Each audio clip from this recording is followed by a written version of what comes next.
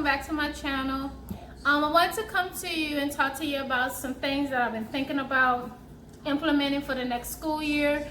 I've been doing research for a couple of days now about this certain thing, and I don't know if you guys ever heard of it. It's called logical consequences. If you want to hear more about it, stay tuned.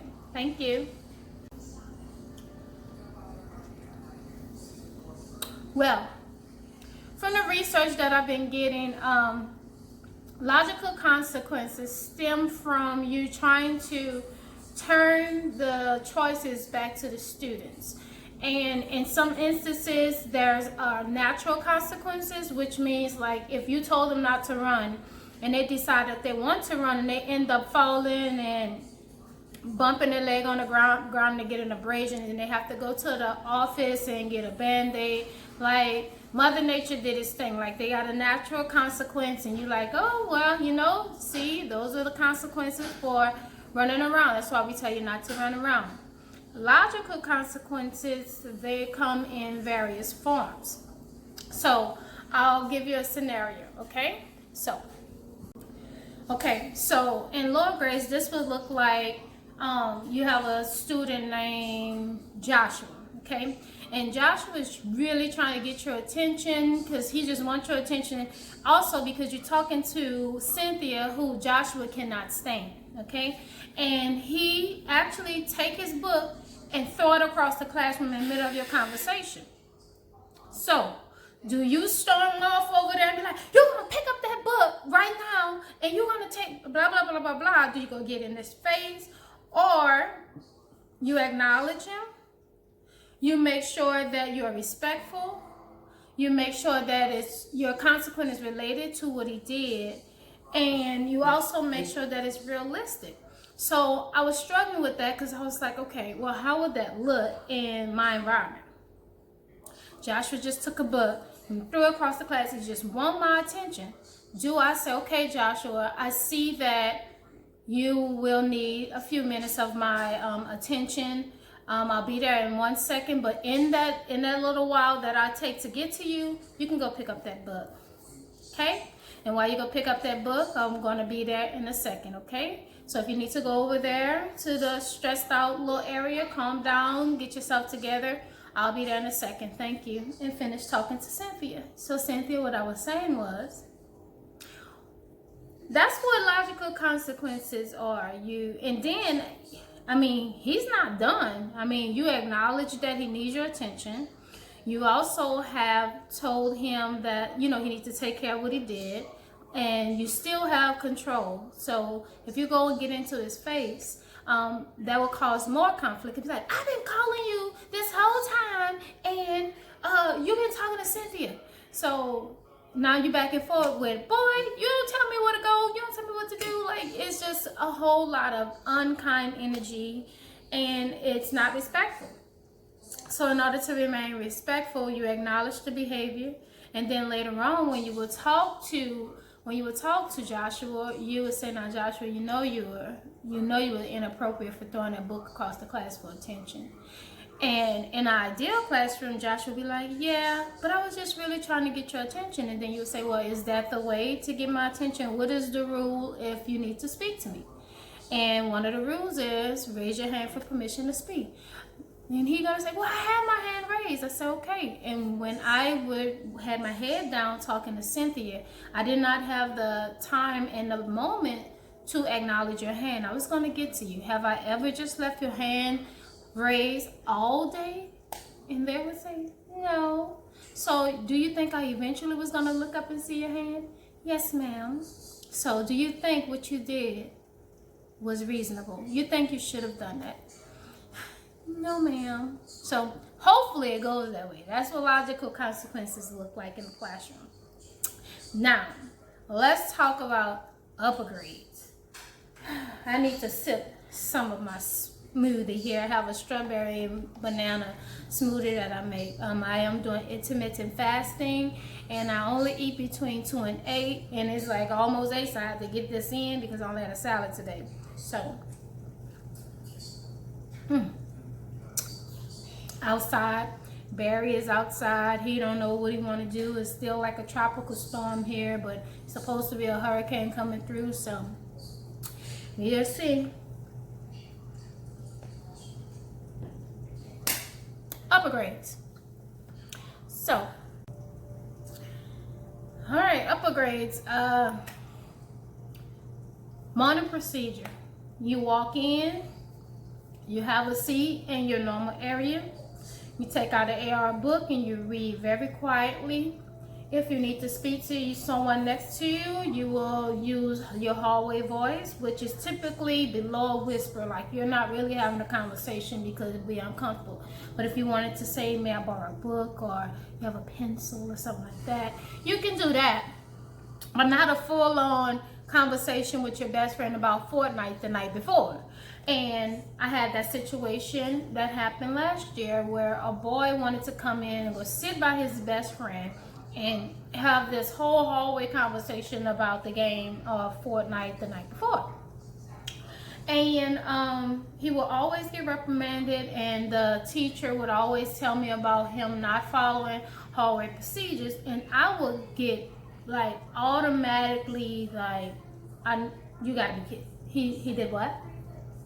May I help you? No, not my kid. And she's like, yeah, he's not following hallway procedure. And I'm like, he know it. I don't understand. But she said, well, I didn't give him any consequences for him. I just told him to move out the way, and I told him I would tell you. I say, well, okay. Soon as I see him, because like I said, I'm trying something new. Soon as I would see him, I'm like, what's the morning procedure? I know you're not giving someone trouble. You know the procedure. What's the procedure? And then he repeats to me the procedure, and I'm just all in his face, going back and forth with him about what he knows he shouldn't do. But in logical consequences are done in a respectful, related, and realistic manner. So what will happen will be, his consequence that the teacher gave him should have sufficed. And that would be hard for me because she dealt with it by removing him from the area of his friend. And when she told him to move, even though he had an attitude about it, he still moved. He was able to calm down. And I mean, he wasn't happy, but he wasn't talking, and he wasn't causing any hallway confusion, and he was following hallway procedures by being quiet. So actually, she already gave him the consequence.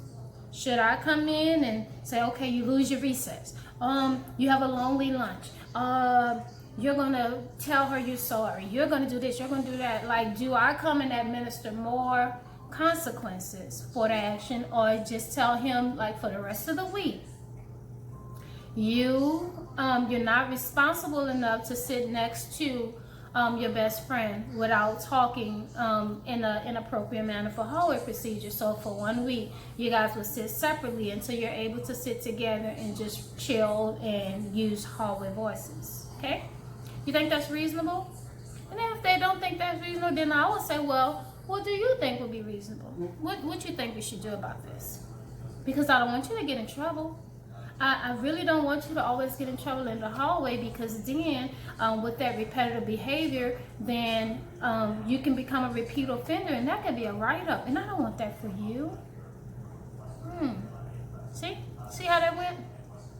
So just put the ball back in their court, and I'm not gonna lie, this will be such a strenuous challenge for me to do, because I am all the way, like, I deal with it then in a moment and not be finished with it. I don't want to talk about it. I'm done. You get your consequence, and I'm going about my business, and I'll talk to you later on. And I don't want to deal with this right now. So now I'm trying to move more into kindness, respectful, related, realistic, reasonable, just all those R's that really will help me to allow them to make the choice and make better choices and come up with fair consequences, what they think is reasonable. And if it's something that they're like, oh, not really going to learn from, because they don't learn from me just being mad and saying, okay, I'll take the recess. So if they cared about that, then they wouldn't do it. But what they do care about, and in that case, he would care about if he have an opportunity to sit by his friend. So should I take that privilege for him sitting by his friend in the hallway, in the classroom, at the lab, in the cafeteria, in the office area, in the after school line, in the lines, in the at recess, like just take it all from him? It's not logical. Definitely not reasonable. It's not realistic. So think about those different R words that we said. It has to be respectful, related to the offense, realistic, and reasonable. Okay? And allow them to help you come up with those consequences. But you should get consequences. They should have them. Okay? All right, well, I hope that this video will convey that it's okay to be firm, but still make sure that you're maintaining your professionalism in schools. And I think I struggle with the fact that I'm firm and it doesn't come off as professional and respectful. It comes off as in, okay, she's trying to be like Miss Bad Teacher. And I don't like that idea that that's how I'm looking. I want to maintain my students' respect, not by the use of stern consequences that elicit fear, but by stern consequences that elicit them making a different choice the next time they're presented with that opportunity. And I'm not saying that going in all soft and buttercup like, oh yeah, I just think that you shouldn't be doing that and you already know better and this and that. No, you can go in strong and you can tell them what you need to tell them. However, you still have to make sure that it's respectful and reasonable. Keep your personality open. That's why it really does take you having a relationship with those students. And make sure you have that relationship in order to be able to talk to them about their consequences. You have to be able to relate to them, understand where they're coming from. If they just wanted to ask him one thing, if that student just wanted to ask his best friend in the hall one thing, should he be punished at recess? Should he be punished at everywhere he goes for today for that one choice in the morning time? That can derail your whole day by putting out that type of energy. And I learned that I don't want to start my day off with strong energy. I want to start it off with hugs and kindness and love and, okay, well, we'll deal with that real way later, not right now. And I feel like when it comes to morning procedures and then they will let you know what happened, I'm like, okay, did you administer a consequence? And that's going to be new for me because they really do expect me to just jump on top of consequences. And I'm going to allow my kids and me to have a relationship to where we will talk about what happened at a later time so that our morning will not get started in that manner. So all kids need a little space and time from said behavior. And if they break something, they need to fix it, come up with a plan to how they're going to get it repaired. And they still lose privileges. Yes, they still lose privileges, but it's reasonable. It's in a manner where if you have someone bullying someone, of course you're going to have that relationship. So you're going to talk to them about it. And you're going to ask them why X, Y, and Z is happening. And, you know, they're going to tell you this long story about why they're doing what they're doing. And you're going to tell them about better character words and better traits of a character that's friendly and a character that is open and respectful to others. And then after that, you're going to administer that nice little consequence. Do that consequence mean they need to go and apologize to that student for hurting their feelings? Yes. In that moment when they're mad? No. Will it be them losing recess? Possibly. To really sit there and think, I really could be playing with X, Y, and Z, but I'm over here sitting and not doing anything for a little while. So it just depends. It depends on the situation. I am not big on calling parents about everything. I really deal with things in the moment and in the classrooms and stuff like that. but my biggest transition is going to be using logical consequences. So if you are a teacher that uses logical consequences in your classroom, if you can put a comment down below how else I can use this thought of logical consequences. I have been, like I say, doing my research, so I know that I'm very new to this process, because I am you offend, then you get a consequence. Just automatic, immediate, without any thought, whatever come to mind, that's what you're gonna get. And I just know that that's not effective. It's not good. It's not good discipline. So I'm just trying to make sure that I can instill win-win discipline with them. Also, them having a choice in what's going on, and having a say and talk in a respectful manner to them. So with that being said, just teaching more with love and kindness this year, pulling back on stern and firm, and I'm going to see how that goes. Pray for me. Have a good day. Bye, guys.